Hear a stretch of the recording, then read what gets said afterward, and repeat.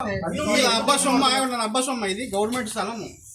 మాకు ఫస్ట్ అది పెద్ద దర్వాజాలు తెచ్చి పెద్ద దర్వాజాలు ఎందుకు ఆశపడుతున్నావు? పెద్ద దర్వాజాలు సార్, పెద్ద దర్వాజా ఇచ్చారు. అక్కిచ్చారు ఆయనకు గవర్నమెంట్ ఇచ్చిందా? ఇవ్వలేదు. ఇంత ముందుకు గవర్నమెంట్ నుంచి లబ్ధి పొందిన వాళ్ళే ముందర ఉన్నారు సార్. ఇక్కడ లేని వాళ్ళకి ఏం లేదు, ఉన్న వాళ్ళకి నాకు ఈ ఊళ్ళో నీళ్ళు లేదు అసలు ఇప్పటికి.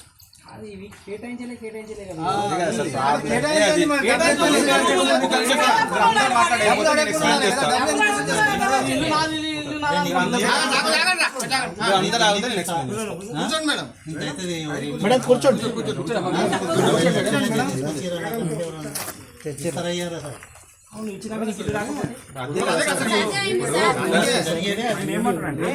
ఉదాహరణకు అది లక్కీ టిప్ ద్వారా మనము అధికారుల సమక్షంలో ఇప్పుడు 24 మంది అంటే 24 మంది ఇక మొత్తం వరుసగా పెట్టి డిసైడ్ చేసింది కాదు.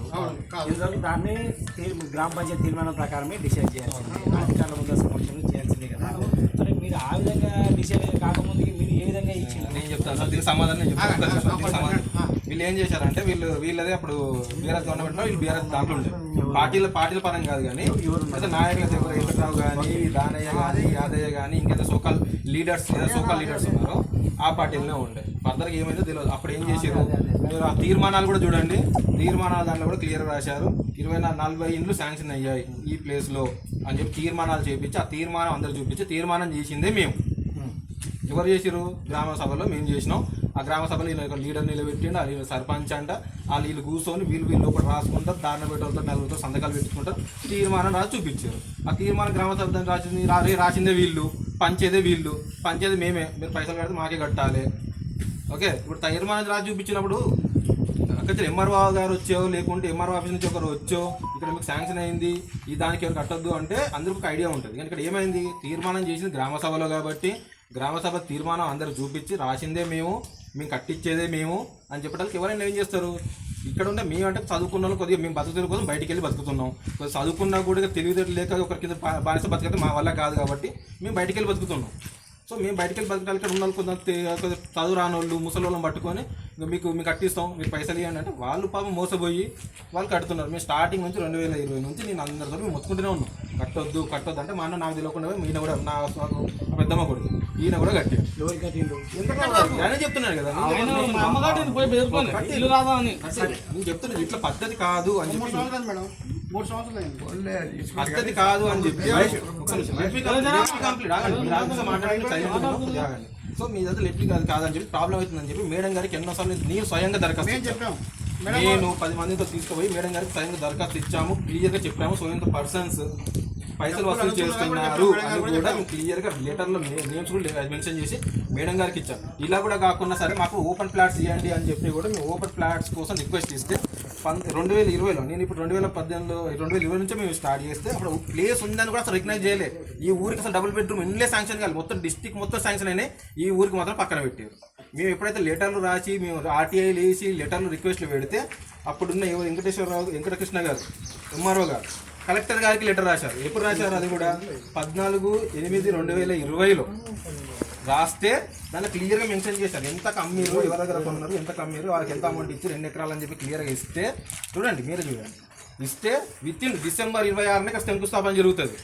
మేము ఓపెన్ ప్లాట్ మాకు ఇవ్వండి, మీరు కట్టేది కాదు మేము కట్టుకుంటాం, మాకు ఎటువంటి ఆర్థిక సాయం చేయకుండా మాకు ప్లాట్లు పనిచేయండి అని మేము అప్లికేషన్ పెడితే రాజకీయం చేసి రైతుకు రాదు మాకు డబుల్ బెడ్రూమ్లు వస్తాయి, అవి వస్తాయి, ఇవి వస్తాయి అని చెప్పి అందరు మోసం చేసి అందరు ఆధార్ కార్డులు అవి కార్డులు ఇవన్నీ తీసుకొని పోయి వాళ్ళ బుక్లలో పేర్లు వస్తుంది. లిక్విడ్ క్యాష్ కావాలంట, అది కూడా లిక్విడ్ క్యాష్. సార్ ఇంకోటి చిన్న పాయింట్, 40 మా ఎస్సీలో కేటాయించింది, మరి 42 వాగులు మొత్తం పట్టుకుపోయేది. కనీసం గవర్నమెంట్ కూడా అప్పచెప్పాలి. 42లో కన్స్ట్రక్షన్ నెంబర్ అలాట్ చేసింది 40 దాన్ని కూడా దొంగతనం చేశారండి. జరిగింది 40-41లోనే జరిగింది. దీనిలో కూడా దొంగతనం జరిగింది, గవర్నమెంట్ మోసం చేశారు. ఇక్కడ జరిగిన కన్స్ట్రక్షన్ జరిగింది కూడా 40-41లోనే జరిగిందా? జరగలేదు. అది కూడా మేడం గారు ఆల్రెడీ సర్వే చేయించారు. Already I think survey Anand గారు సంథింగ్ ఎవరు ఆల్రెడీ సర్వే చేశారు, క్లియర్గా చూపించారు. సగం ఏంట్లో దీంట్లో 42లోకి 42 మరి గవర్నమెంట్ మాకు అలా చేసిన ల్యాండ్ కాదు, దాన్ని ఎట్లా కన్స్ట్రక్ట్ చేశారు అంటే కన్స్ట్రక్టర్ తప్ప లేకుంటే ల్యాండ్ చూపించిన ఎప్పుడైతే ఎవరైతే ఎంప్లాయీ ఉన్నారో వాళ్ళు చేసిన తప్ప మరి ఏ విధంగా 42లోకి వెళ్తుంది? అసలు ఎవరు ఎట్లా 42లో కట్టారు?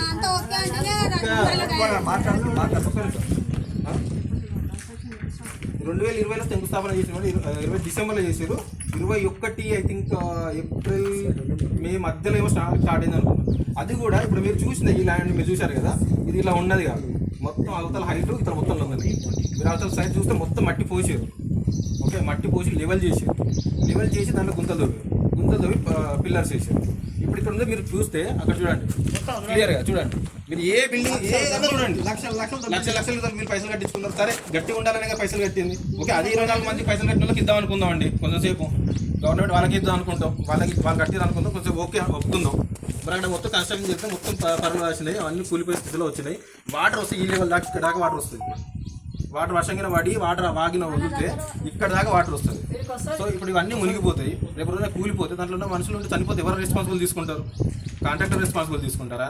లేకుంటే ఇక్కడ తక్కువ కట్టించినప్పుడు ల్యాండ్ సాయిల్ చేయకుండా ఏం చేయకుండా ఎట్లా కన్స్ట్రక్షన్ జరుగుతుందండి?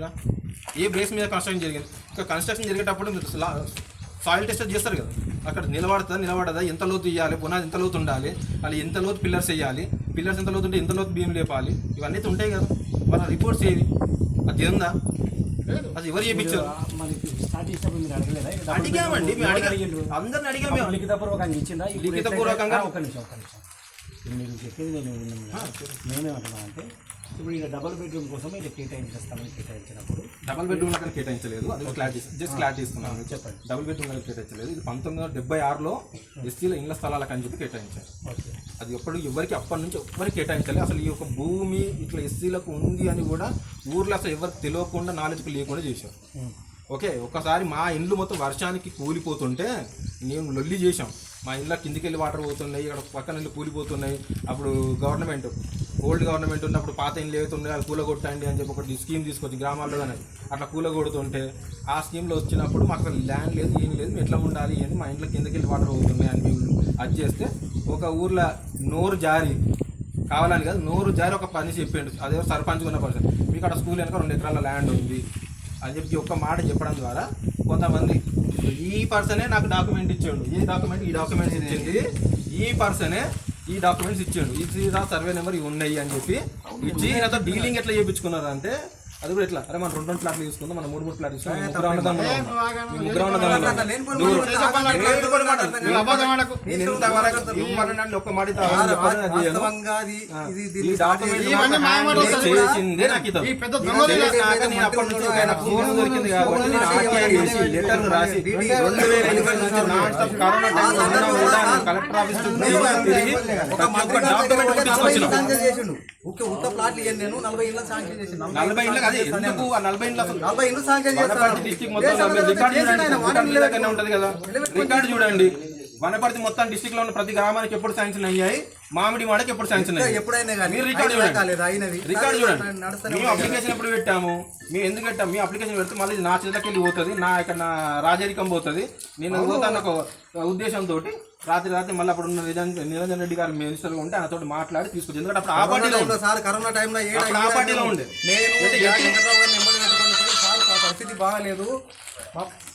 మా పరిస్థితి బాగాలేదు, మేము ఇల్లు బాగా దగ్గర ఉన్నాము, మాకు ఇల్లు కావాలనే ఉద్దేశం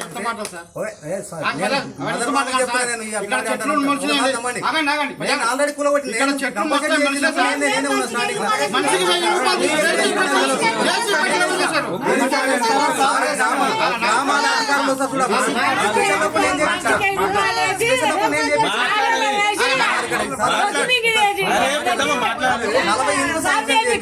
శాంక్షన్ చేయించిన వెంకటరావు గారు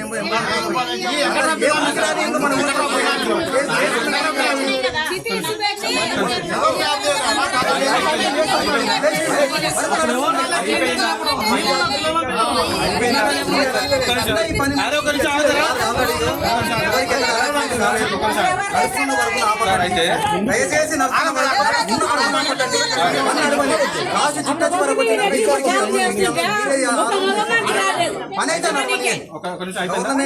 గవర్నమెంట్ కట్టే పనిని ఎక్కడ ఆపితే లాస్ అయ్యేది ఎవరంటే ఈ నిరుపేదలో అయినా మేమే కాబట్టి దయచేసి ఈ ఇల్లు కట్టేంత వరకు దాదాపు దానికి ఫుల్ స్టాప్ పెట్టకుండా కంటిన్యూగా కొనసాగి మీరు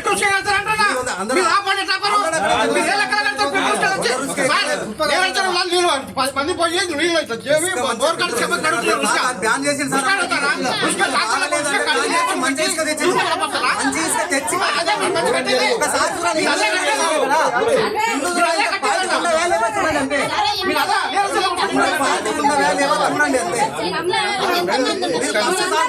వాళ్ళన్నా మేమన్నా కాదు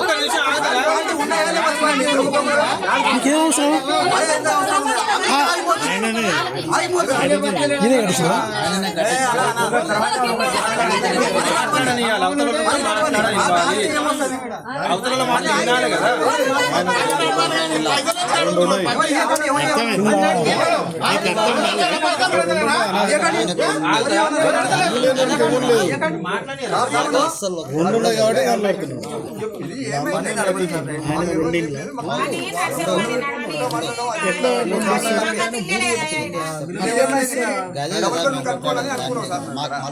స్థలం గవర్నమెంట్ స్థలం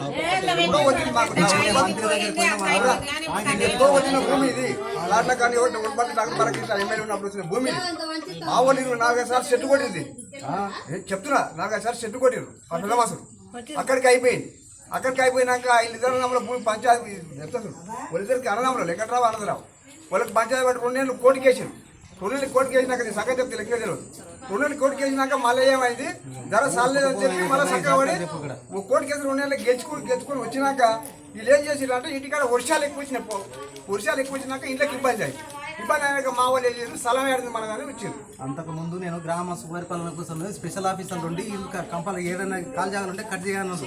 అప్పుడు సార్ ఎవరు సూపరింటెండెంట్ సార్ అన్నాడు. సార్ పేరు నాకు తెలియదు. మన రవి సార్ ఉన్నాడు ఇక్కడ సెక్రటరీగా. అప్పుడే నేను స్టార్ట్ చేసిన తర్వాత ఏమైనా మిగిలిపోయిన వాళ్ళకు మీరు 1000 రూపాయలు 500 వేసుకొని చేసుకున్నమాట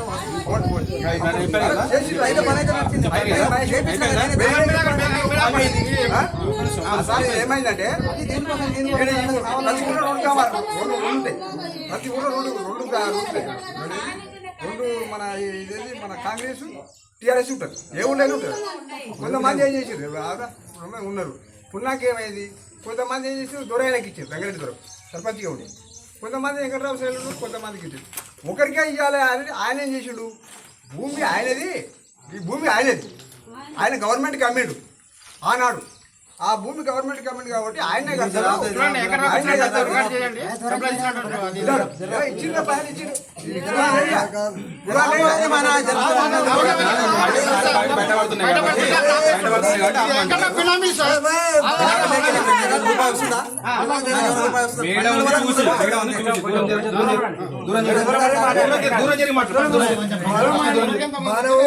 ఎట్లా ఉన్నదంటే ఆ విధంగా ఉన్నారు దాదాపు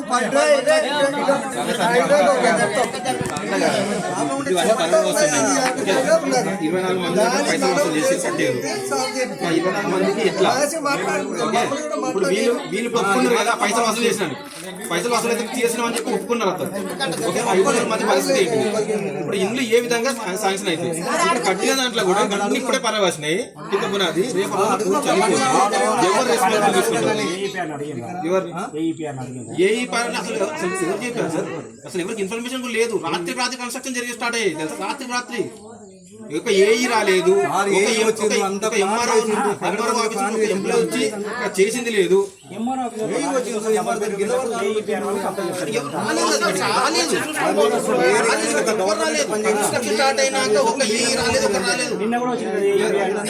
నిన్న వచ్చారు మరి అలా అడిగి ఆయనతో ఎన్నిసార్లు ఫోన్ చేసి మాట్లాడలేదు. మేము ఎన్నిసార్లు చెప్పాము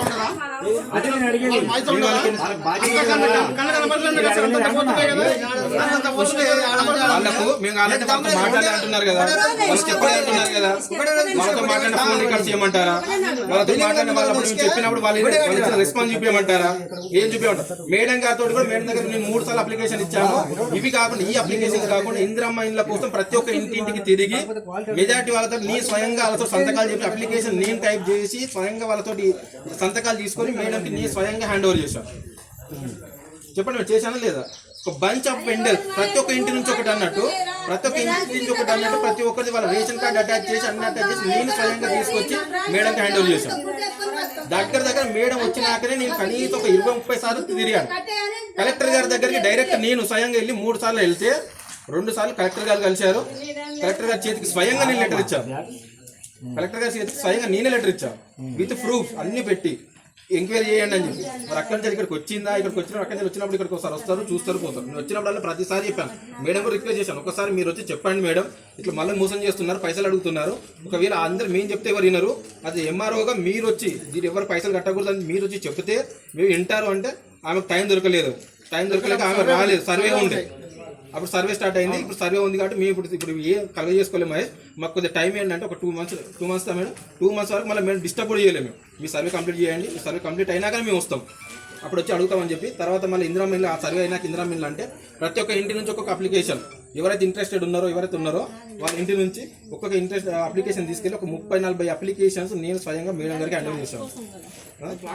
ఫ్లాట్స్ ఎందుకంటే ఇందిరా మిల్లు కట్టుకోవడానికి ఎవరి దగ్గర ప్లేస్ లేవు.